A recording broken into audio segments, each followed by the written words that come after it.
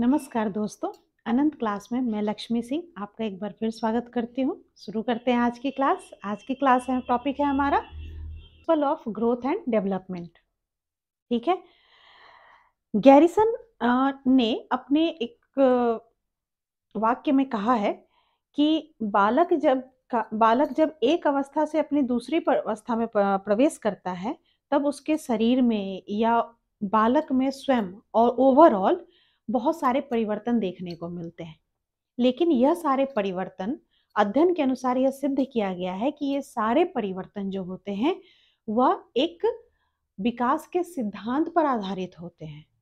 तो देखते हैं हम लोग विकास और वृद्धि के जो सिद्धांत है, किन किन सिद्धांतों पर उनके बच्चों के डेवलपमेंट निर्भर करता है। पहला सिद्धांत है जिसमें हमारा निरंतर विकास का सिद्धांत, प्रिंसिपल ऑफ कंटिन्यूअस ग्रोथ। ये कंटिन्यूअस से ही आप लोग समझ रहे होंगे कि क्या है कि लगातार होता है। तो कहता है क्या कि विकास की जो प्रक्रिया है वह निरंतर होती है। जैसे कि हम लोगों ने पिछले अपने क्लास में बात की थी कि यह क्या है, यह जब बच्चा माँ के गर्भ में आता है तभी से उसकी यह प्रक्रिया शुरू हो जाती है और वह मृत्यु पर्यंत तक चलती है, विकास की प्रक्रिया। ठीक है। और कहता है क्या कि उसी चीज को, लेकिन यह प्रक्रिया जो निरंतर चलती है, कभी कभी ऐसा होता है कि ये बहुत तीव्र गति से जाती है और कभी क्या होता है यह बिल्कुल मंद हो जाती है। जैसा कि आप देखते होंगे कि बालक जो है अपने प्रथम 3 वर्ष में आप में उसमें बहुत सारे परिवर्तन बहुत तेजी से दिखेंगे, लेकिन उसके बाद ये धीरे धीरे क्या होती है, मंद होने लग जाती है। यही चीज वृद्धि में भी होता है कि शरीर में संरचनाओं में कुछ कुछ बदलाव बहुत तीव्र गति से कुछ समय तक होते हैं, फिर यह धीरे धीरे क्या होती है, मंद होने लग जाती है, लेकिन रुकती नहीं है। यह प्रक्रिया जो है यह मंद गति से होते रहती है। ठीक है। और कभी कभी यह हम कह सकते हैं कि कोई भी विकास की प्रक्रिया बालक के शरीर में या वृद्धि जो होती है वह आकस्मिक परिवर्तन नहीं होती है, वह स्लोली होते रहती है। कभी कभी हमें वो महसूस नहीं होता, दिखता नहीं है, लेकिन वो प्रक्रिया चलते रहती है। उसी बात को स्किनर ने कहा है कि विकास प्रक्रियाओं की निरंतरता का सिद्धांत केवल इस तथ्य पर बल देता है कि व्यक्ति में कोई आकस्मिक परिवर्तन नहीं होता है। व्यक्ति में कोई आकस्मिक परिवर्तन नहीं होता है। ठीक है। दूसरा है हमारा विकास की विभिन्न गति का सिद्धांत, principle of different rate of growth. Different rate of growth, Douglas and Holland साहब ने इस चीज को बहुत अच्छे से कहा है। इन्होंने जो वाक्यांश दिए हैं उस पर हम अपने बातों की व्याख्या कर सकते हैं इस सिद्धांत की, कि विभिन्न व्यक्तियों के विकास की गति में भी क्या होती है, विभिन्नता पाई जाती है। भाई विकास की गति, हम सभी अलग अलग हैं, तो हम सभी की विकास की गति भी तो अलग अलग होगी।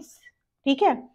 तो कहता है और यह विभिन्नता विकास के संपूर्ण काल में यथावत बनी रहती है। विकास के विकास जो हमारा संपूर्ण काल मतलब जीवन काल जो हमारा होता है, इसमें यह यथावत मतलब एज इट इज ही वो बना रहता है।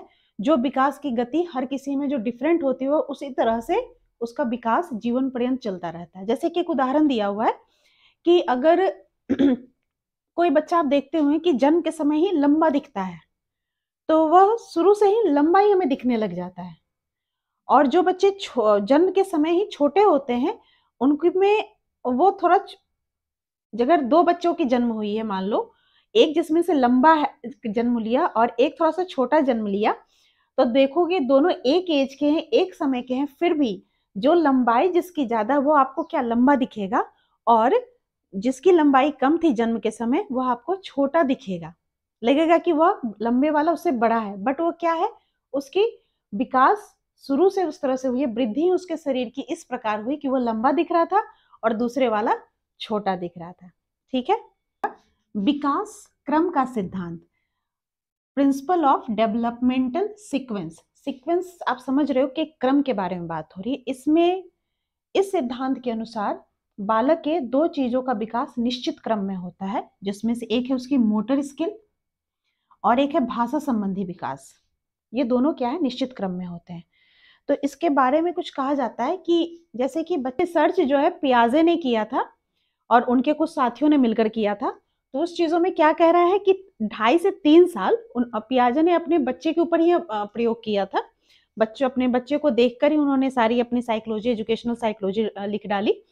तो उन्होंने कहा कि 2.5 से 3 साल का बच्चा जो है, वह सर्कल को उल्टा बनाता है और 5 साल का बच्चा फिर उसको सीधा बनाता है और फिर 6 साल का बच्चा उसको क्या करने लग जाता है, फिर उसको उल्टा बनाता है। तो ये क्या है, एक क्रम में चल रहा है, कभी वो सीधा बनाएगा सर्कल, कभी उल्टा बनाएगा, ठीक है?